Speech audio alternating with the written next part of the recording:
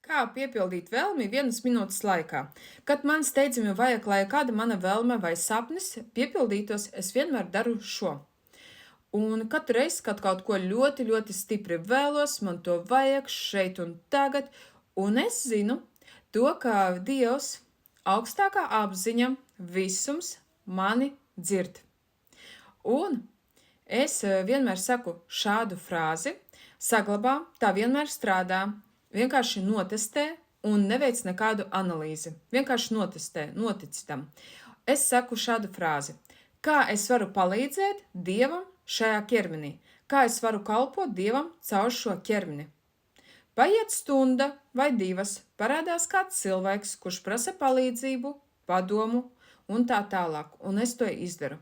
Tā ir tāda kā samaksa par manas vēlmes piepildīšanos.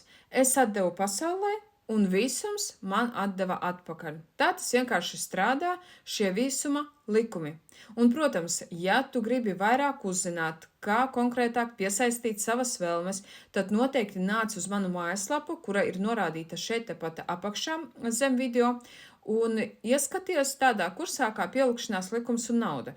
Tur es stāstu vairāk un detalizētāk, kā tu vari ātri, vienkārši viegli piepildīt savas vēlmes.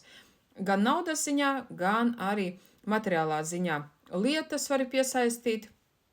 Tāpēc noteikti tiem, kuriem interesē, spiediet uz mājaslapu un uzziniet vairāk par šo kursu detalizētāk.